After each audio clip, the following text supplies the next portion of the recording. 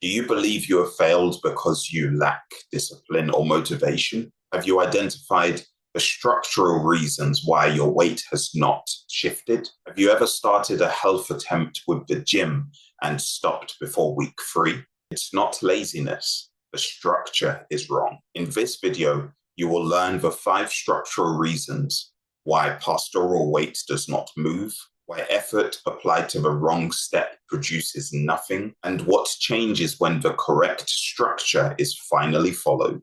Number 1, stress saturates before strength can start. What do I mean by this? Stress stifles your strength. If you begin with strength, then you are beginning amiss. Take care of your stress, and the strength arrives. Proverbs chapter 14, verse 12 reads, "There is a way which seemeth right unto a man, but the end thereof are the ways of death." Chronic stress makes fat loss physiologically impossible.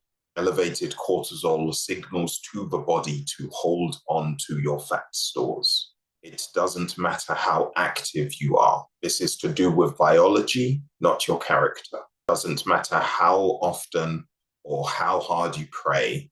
If you don't change your environment or put boundaries in place, then cortisol will stay elevated and your body fat will stay on you. Deal with the stress, deal with the cortisol, and the strength will arrive.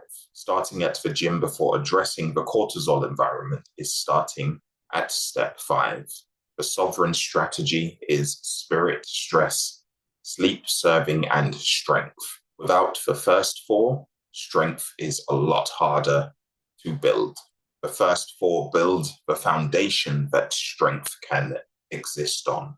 Beginning with strength, beginning in the gym, starting with being more physically active, what seemeth right unto a man is why you end up giving up after the 3rd week. You can't out-exercise poor stress management.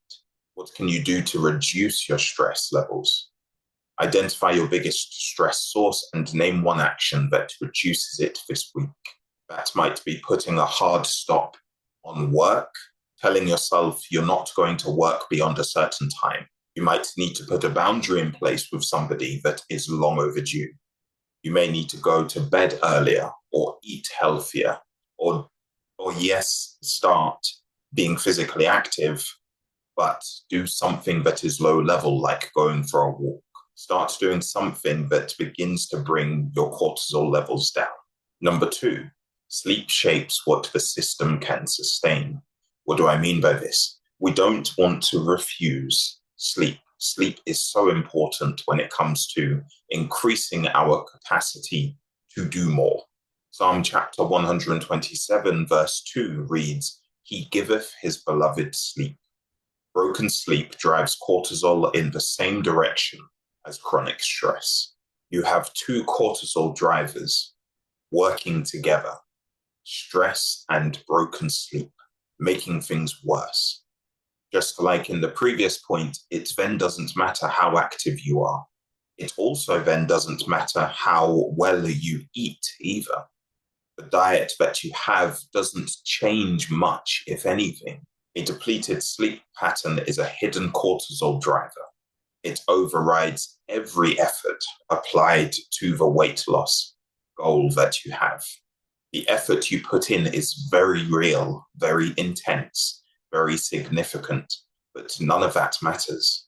You have to deal with the stress, you have to deal with the cortisol, you have to deal with the broken sleep before you can eat better and improve your diet and build strength. What can you do concerning your sleep to help with this? Measure your sleep this week, both for quality and quantity. Be honest with yourself. Note how many hours each night that you sleep. Note down the quality of that sleep. Use a 1 to 5 scale. It's objective. It's not concerned about your feelings. Number 3, structure starved by others' schedules. What do I mean by this? You're allowing other people's schedules to dictate what you do and don't do. To a certain point, this is fine. But as a pastor, you can't take on everybody else's problems. You must be okay with telling others in your congregation to take care of their own problems and to seek God for themselves concerning them. Exodus chapter 18, verses 17 to 18 reads, "Thou wilt surely wear away, both thou and this people that is with thee." An unlimited diary is a structural fat storage program.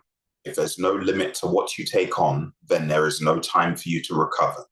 Your cortisol levels stay elevated and the fat stays on your body. The diary for a lot of pastors is for problem, not for gym or anything else. Every yes that costs the body has a compound interest rate that accumulates without limit. Your congregation aren't cruel people. They're not trying to take up your time, but that is exactly what they're doing. It's up to you to set the boundaries. A pastor who can't say no is one who will never lose weight. If your diary takes precedent, then your family will suffer and your body will suffer. Putting boundaries in place secures your weight loss success. What can you do to work towards this? Name one standing commitment this week that could be restructured or refused to recover better. Delegate something that doesn't require you. Oversee something from a distance, but don't get involved. Ask more questions of the people who ask questions of you. You may have already given somebody advice and they haven't taken it and applied it. If this is the case, then the answer is for them to go and do it. Get comfortable with telling your congregation to do their own work with God. Number 4, starting spot sabotages every subsequent step. What do I mean by this? The area that you begin determines the result. If you start with the gym, then things will be tough from the outset. Proverbs chapter 24, verse 27 reads, "Prepare thy work without, and make it fit for thyself in the field, and afterwards build thine house." Prepare first, build after.